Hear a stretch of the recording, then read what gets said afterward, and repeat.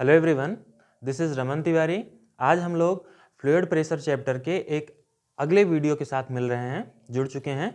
इससे पहले वाले वीडियो में हम लोगों ने देखा था कि जो फ्लूइड प्रेशर होता है वो क्या होता है, डिफिनीशन देखी थी। साथ में देखा था कि जो हमारा प्रेशर होता है, दाब होता है, वो क्या होता है। और इसके साथ में हम लोगों ने देखा था जो हमारा प्रेशर होता है, दाब, उसकी यूनिट यानी कि उसके मात्रक के बारे में।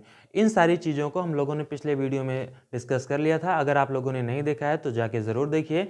अब हम लोग इस वीडियो में डिस्कस करेंगे इसके आगे का पोर्शन, आगे का टॉपिक, जिसमें हम लोग फ्लूइड प्रेशर का एक्सप्लेनेशन देखेंगे। और फ्लूइड प्रेशर के डिटेल्ड एक्सप्लेनेशन को हम लोग रिलेट करेंगे एटॉमिक मॉडल से। एटॉमिक मॉडल से जोड़कर देखेंगे किसको, फ्लूइड प्रेशर को। और उसके अलावा हम लोग इस वीडियो में फ्लूइड प्रेशर के बेसिस पे जो न्यूमेरिकल्स आते हैं फिजिक्स में, उसको हम लोग क्या करेंगे, सॉल्व करने की कोशिश करेंगे। तो आप लोग अपना पूरा फोकस बनाए रखिए। चलिए हम लोग शुरू करते हैं। अब हम लोग शुरू करते हैं द्रवों का दाब। द्रवों का दाब शुरू करने से पहले आपको एक चीज़ बता दें, पिछले वाले वीडियो में हमने कहा था जो तरल होता है वो मुख्यतः द्रवों को लिया जाता है, मुख्यतः द्रवों को तरल के तौर पे लिया जाता है। लेकिन इसका ये कतई मतलब नहीं है कि जो हमारा सिर्फ द्रव होता है वही तरल होता है। जनरली उस डिफिनीशन में मैंने कहा था जो तरल होता है उनमें बहने का गुण होता है। तो एक कॉमन सी बात है कि जो हवाएं होती हैं वो भी तो बहती हैं। इसका मतलब हुआ कि जो हमारी गैसें होती हैं वो भी तरल में आती हैं। मुख्यतः मतलब जहाँ पे ज़्यादातर यूज किया जाता है तरल शब्द, वो द्रवों के लिए यूज किया जाता है। लेकिन सिर्फ द्रव ही तरल नहीं होते, हमारी जो गैसें होती हैं वो भी क्या होती हैं, तरल होती हैं। अब हम लोग इसका एक्सप्लेनेशन देखते हैं, द्रवों का दाब। द्रवों के दाब के एक्सप्लेनेशन को देखने से पहले मैं एक बात और क्लियर कर दूं कि हम लोग दो शब्द होते हैं, दो क्या बोलते हैं उसको, टर्मिनोलॉजी होती हैं। एक होता है हमारा हाइड्रोस्टैटिक्स और एक होता है हाइड्रोडायनेमिक्स। हाइड्रोस्टैटिक्स यानी कि ऐसा पोर्शन जिसमें हम स्थिर द्रव का अध्ययन करते हैं, जहाँ पे द्रव स्थिर होता है, द्रव में किसी प्रकार की गति नहीं होती। जबकि हाइड्रोडायनेमिक्स जो होता है उसमें हम लोग क्या करते हैं, जो गतिमान द्रव होता है उसका अध्ययन करते हैं। तो हाइड्रोस्टैटिक्स, हाइड्रो मीन्स द्रव या तरल से सीधा सा जुड़ा होता है। हाइड्रोस्टैटिक्स मतलब जहाँ पे द्रव या तरल रुका हुआ होता है, स्थिर होता है, साम्यावस्था में होता है, इक्विलिब्रियम पोजीशन में। और हाइड्रोडायनेमिक्स जहाँ पे जो हमारा द्रव होता है अथवा तरल होता है वो हमारा मोशन में होता है। किसमें होता है, मोशन में होता है। तो जब वो मोशन में होता है और हम लोग उसका स्टडी करते हैं तो वो हाइड्रोडायनेमिक्स पोर्शन के अंतर्गत आता है। और जब द्रव स्थिर, तरल स्थिर होता है और उसमें हम लोग विभिन्न प्रकार की घटनाओं का अध्ययन करते हैं, तब वो हमारा हाइड्रोस्टैटिक्स के अंतर्गत आता है। इसके साथ में जो मुख्यतः द्रव होते हैं उनको तरल बोलते हैं, लेकिन जो हमारी गैसें होती हैं वो भी तरल के अंतर्गत आती हैं, क्योंकि तरल में बहने का गुण होता है। ओके, तो अब हम लोग आगे देखते हैं। हमारा अगला पोर्शन है द्रवों का दाब यानी कि प्रेशर ऑफ फ्लूइड्स। आप लोगों ने देखा होगा कि स्थिर अवस्था में किसी कंटेनर में, किसी बर्तन में या किसी फ्लास्क में अगर कोई लिक्विड भरा हुआ है, फिलअप किया हुआ है, और उस फ्लास्क में, उस कंटेनर में हम लोग कोई छिद्र बना देते हैं, कहीं से भी कोई छिद्र बना देते हैं, तो उसमें से द्रव क्या होता है, बाहर आने लगता है। इसका सीधा सा मतलब है कि जो स्थिर अवस्था में द्रव होता है वो सदैव अपने संस्पर्शक तल, surface in contact with the liquid, इसका मतलब है कि वो सरफेस उस कंटेनर का जो लिक्विड के कांटेक्ट में है, टच में है, उस पर क्या होता है, हमेशा लिक्विड उस कंटेनर पे एक फोर्स लगाता है और किसी भी दशा में एक अभिलंबवत फोर्स लगाता है। अभिलंबवत यानी कि परपेंडिकुलर। इंग्लिश और हिंदी दोनों वोकैबुलरीज को, दोनों लैंग्वेज को आप लोग क्या करिए, ध्यान में रखते हुए चलिए, क्योंकि इंटर के बाद हायर स्टडी में आपको हिंदी देखने के लिए नहीं मिलेगी। और आप अगर अभी से इंग्लिश पे प्रैक्टिस किए रहेंगे तब आपका कॉन्फिडेंस बिल्डअप रहेगा और आपको किसी भी प्रकार की कोई प्रॉब्लम फेस करनी नहीं होगी। तो इसमें क्या होता है कि स्थिर अवस्था में यानी कि in equilibrium condition, equilibrium position में क्या होता है, जो द्रव होता है वो सदैव अपने कॉन्टैक्ट में जो सरफेस होता है कंटेनर का, उस पर एक परपेंडिकुलर फोर्स अप्लाई करता है। यदि किसी बर्तन में द्रव भरा हुआ है और बर्तन में हम लोग किसी भी तरह का क्या कर दें, छिद्र कर दें, तब हम देखते हैं कि जो हमारा द्रव होता है वो छिद्र के आसपास की एरिया के लंबवत, परपेंडिकुलर क्या होता है, गिरने लगता है। हालांकि यहाँ पे आप देख सकते हैं ये हमारा बर्तन होता है, यहाँ पे हम लोगों ने क्या कर दिया, दो छिद्र कर दिए हैं। तो यहाँ से ये आसपास की एरिया के 90 डिग्री पे क्या होता है, द्रव बाहर गिरने लगता है। लेकिन हम लोग देखते हैं कि आगे चल के यह द्रव झुक जाता है। ये द्रव इसलिए झुक जाता है क्योंकि यह टोटल ओवरऑल जो हमारा घटना है, ये टोटल इवेंट हो रहा है, वो ग्रेविटी मतलब ग्रेविटी की प्रेजेंस में हो रहा है, ग्रेविटी की उपस्थिति में हो रहा है, गुरुत्वाधीन गति, गुरुत्व के अधीन हो रहा है, इसलिए जो गुरुत्वाकर्षण होता है उसको अपनी तरफ क्या करता है, खींच लेता है। यदि यह गति गुरुत्वाधीन ना हो तो ये जो हमारा लिक्विड होता है ये अपने उस छिद्र के परपेंडिकुलर ही क्या होगा, बाहर निकलेगा। इसमें आगे हम आप लोगों को डिटेल में बताएंगे कि जब गुरुत्व नहीं होगा तो ये फोर्स भी अप्लाई नहीं करेगा, लेकिन जनरली क्या होता है कि ये अपने सरफेस, कंटेनर के सरफेस पे एक फोर्स अप्लाई करता है। यदि हम उसमें छिद्र कर दें तो 90 डिग्री पे जो लिक्विड होता है वो क्या होता है, बाहर निकलने लगता है। इस द्रव के बहाव को रोकने के लिए यदि आपको इन दोनों जो बहाव है उसको रोकना है, इस फ्लो को रोकना है, तो आपको किसी वस्तु से उस पर बल लगाना होगा। जब आप उस पर बल लगाएंगे तब चाहे किसी वस्तु से लगाइए चाहे अपनी फिंगर से लगाइए, आपको ये बात महसूस होगी, एक्सपीरियंस होगी कि वो जो लिक्विड है वो आप पे भी एक बल, फोर्स अप्लाई करता है, एक दाब अप्लाई करता है। जब ये फोर्स हम महसूस करते हैं, एक्सपीरियंस करते हैं, तो इसी दाब को हम लोग क्या बोलते हैं कि ये होता है तरल दाब, यानी कि फ्लूइड प्रेशर। इस प्रेशर को हम लोग क्या बोलते हैं, फ्लूइड प्रेशर। इसका सीधा सा मतलब होता है एक कंटेनर होता है जिसमें कोई लिक्विड भरा हुआ है और हम लोग उस कंटेनर में क्या कर दें, होल कर दें। तब हम लोग देखते हैं कि उस कंटेनर से वह लिक्विड अपने सरफेस के परपेंडिकुलर बाहर निकलने लगता है और आगे चल के यह झुक जाता है। वो ग्रेविटी के कारण होता है लेकिन परपेंडिकुलर बाहर निकलने लगता है। इसका मतलब हुआ कि जो कंटेनर होता है उस पर वह लिक्विड परपेंडिकुलर हमेशा एक फोर्स अप्लाई करता है और यही फोर्स हमारा क्या कहलाता है, फ्लूइड प्रेशर कहलाता है। यही जो फोर्स, देखिए फोर्स को प्रेशर इसलिए बोल रहे हैं क्योंकि बात यूनिट एरिया की हो रही है। इससे पहले वाले वीडियो में हम लोगों ने डिस्कस किया था कि एकांक क्षेत्रफल पर लगने वाला बल ही दाब कहलाता है। एकांक क्षेत्रफल पर लगने वाला बल ही क्या कहलाता है, दाब कहलाता है, क्योंकि जो हमारा फार्मूला होता है वो होता है P = F/A, यानी कि प्रेशर = फोर्स अपॉन एरिया। किसी भी कंडीशन में अगर A की वैल्यू 1 हो जाती है, यानी कि जो हमारा एरिया है वो यूनिट हो जाता है, एकांक हो जाता है, उस कंडीशन में जो हमारा प्रेशर होता है वो फोर्स के क्या होता है, बराबर। तो इसीलिए बार बार ये शब्द यूज किया जा रहा है कि अगर यहाँ से जो ये छिद्र होता है इसका जो एरिया है वो यूनिट है, एकांक है, तो उस दशा में जो बल द्रव बाहर की ओर अप्लाई करेगा वही दाब कहलाएगा और उसी दाब को हम लोग क्या कहेंगे, तरल दाब कहेंगे। तो इसी के साथ अब हम लोग इसको आगे रिलेट करते हैं, एटॉमिक मॉडल से रिलेट करके क्या करते हैं, देखते हैं। जो हमारा फ्लूइड प्रेशर होता है उसको एटॉमिक मॉडल से रिलेट करके देखेंगे। अगर आप लोगों को इसका स्क्रीनशॉट लेना है तो ले सकते हैं।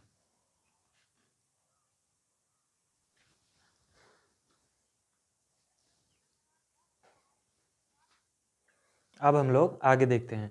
आगे हम लोग देखेंगे जो हमारा फ्लूइड प्रेशर होता है इसका एक्सप्लेनेशन देखेंगे एटॉमिक मॉडल से जोड़ के, यानी कि आणविक मॉडल के आधार पर द्रवों की व्याख्या, explanation of the fluid pressure on the basis of atomic model. प्रत्येक जो द्रव होता है एक कॉमन सी बात होती है और एक चैप्टर है परमाणु संरचना। परमाणु संरचना केमिस्ट्री का एक चैप्टर है, इंपॉर्टेंट चैप्टर है, जिसमें ये बताया गया है कि ब्रह्मांड में और संसार में जितने भी द्रव्य हैं, जिसमें ठोस, द्रव और गैस तीनों आता है, ये सभी छोटे छोटे अणुओं से मिलकर बने होते हैं और इन अणुओं के बीच में एक बल लगा होता है, परस्पर बांधे रखता है एक दूसरे को, जिसे हम लोग अंतराणविक बल या इंटरमॉलिक्यूलर फोर्स कहते हैं। ये जो इंटरमॉलिक्यूलर फोर्स होता है ये ठोसों में बहुत ज़्यादा होता है, जबकि द्रवों और गैसों में ये क्या होता है, कम होता है, जिसके कारण जो द्रवों और गैसों के अणु होते हैं वो परस्पर अनियमित गति करते रहते हैं। द्रव जिस कंटेनर में रखा होता है उस कंटेनर में भी द्रव के जो अणु होते हैं वो परस्पर गति करते रहते हैं और एक दूसरे से अनवरत टकराते रहते हैं, जिनके कारण उनके संवेग, जिसको हम लोग मोमेंटम बोलते हैं, उसमें क्या आता है, चेंज आता रहता है कंटिन्यूसली। और इस चेंज के कारण वे आपस में भी और कंटेनर पर भी एक फोर्स अप्लाई करते हैं और जब यह फोर्स एकांक क्षेत्रफल पर लगता है तो इसे ही हम लोग क्या बोलते हैं, प्रेशर बोलते हैं। जो ये प्रेशर अप्लाई करते हैं उसी प्रेशर को हम लोग क्या कहते हैं, फ्लूइड प्रेशर। यानी कि प्रत्येक द्रव अणुओं से मिलकर बना होता है। इस द्रव, यह जो द्रव होता है, इस द्रव के सभी अणु परस्पर एक दूसरे से बंधे होते हैं, जिन्हें अंतराणविक बल या इंटरमॉलिक्यूलर फोर्स कहते हैं। द्रवों में यह बल इतना क्षीण होता है कि द्रव के अणु परस्पर गति करते रहते हैं, जिससे उनमें संवेग, उनके परस्पर टक्कर होते रहते हैं और उन टक्करों के कारण उनके संवेग में क्या होता है, परिवर्तन होता है, जिसके कारण वे एक दूसरे पर तथा पात्र की सतह पर भी एक प्रकार का बल आरोपित करते हैं।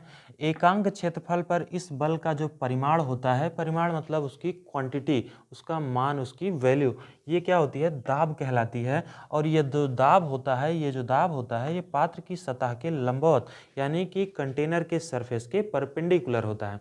और हम लोग फार्मूला सभी लोग जानते हैं कि जो द्रव का दाब होता है, द्रव द्वारा आरोपित बल बटे क्षेत्रफल, यानी कि pressure equal to force upon area. अब हम लोग इसी पे बेस्ड एक न्यूमेरिकल को क्या करेंगे, देखेंगे। उसके बाद इस वीडियो को क्या करते हैं, फिनिश करते हैं। तो देखते हैं जो हमारा न्यूमेरिकल होता है वो ऐसे मिलता है हमको। एक आयताकार टंकी होती है, आयताकार जो रेक्टेंगुलर वाटर टैंक है, जिसकी जो लेंथ है वो 3.0 है, चौड़ाई 2.0 मीटर और इसकी जो ऊंचाई है, हाइट है वो 1.5 मीटर है। टंकी की तली पर पानी द्वारा जो बल लगाया जा रहा है उसको हमको क्या करना है, डिफाइन करना है। और साथ में डिफाइन करना है प्रेशर की, जो वाटर है वो सरफेस पे कितना जो है फोर्स प्रेशर अप्लाई कर रहा है। इसको निकालने के लिए हमको P निकालना है। P इक्वल टू क्या करना है, फॉर्मूला होता है F अपान A, और F भी हमको क्या करना है, डिफाइन करना है। इसमें जो चूंकि ये ग्रेविटी के प्रेजेंस में ये पूरा जो है इवेंट हो रहा है, पूरी घटना हो रही है, तो इसमें जो हमारा F होगा वो W के क्या होगा, इक्वल, जहाँ पे W हमारा क्या होगा, भार होगा, जिसको हम लोग क्या बोलते हैं, वेट बोलते हैं। W निकालने के लिए W बराबर होता है हमारा mg। m हमको कहीं दिया नहीं है, तो m हम लोग निकालेंगे किससे, घनत्व बराबर होता है, घनत्व, ये सूत्र आप सभी लोग जानते हैं, घनत्व बराबर होता है द्रव्यमान बटे आयतन, यानी कि रो बराबर m अपान v। अब हम लोग m यहाँ से निकालेंगे, m बराबर हो जाएगा रो इंटू वी।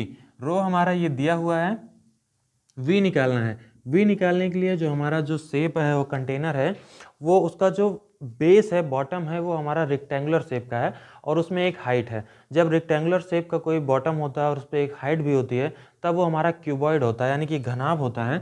और घनाभ का जो वॉल्यूम होता है वो L into B into H होता है। तो हम लोग शुरू कहाँ से करेंगे, सबसे पहले v डिफाइन करेंगे, v के बाद m डिफाइन करेंगे, m के बाद w डिफाइन करेंगे, और w के बाद हम क्या डिफाइन करेंगे, W ये हमारा F होगा, और उसके बाद हम लोग डिफाइन करेंगे P। तो V इक्वल टू होता है L into B into H.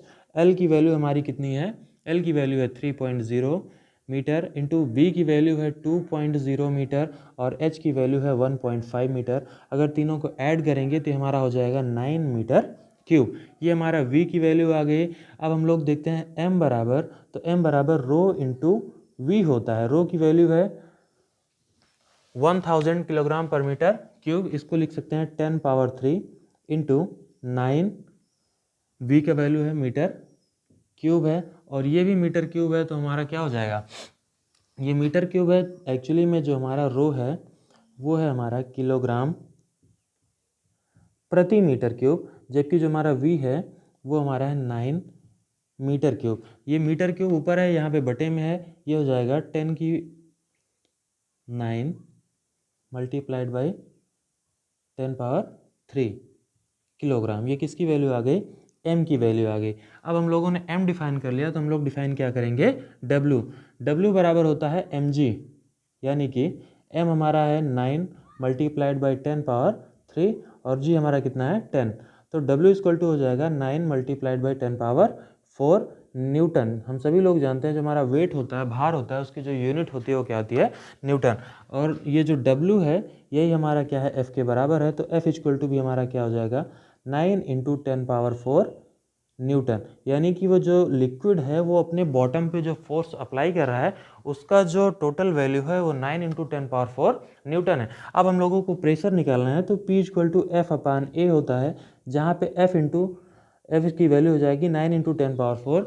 और जो एरिया होता है हमारा, एरिया होता है रेक्टेंगल का, जो एरिया होता है लेंथ इंटू ब्रेथ, यानी कि लंबाई गुणे चौड़ाई। तो एरिया हमारा हो जाएगा 3 मल्टीप्लाइड बाई 2, ये हो जाएगा 3 से कैंसिल आउट हो जाएगा, यहाँ पे 3 हो जाएगा। P equal to 3 into 10 power 4 divide by 2, या लिख सकते हैं P equal to 1.5 into 10 power 4 pascal.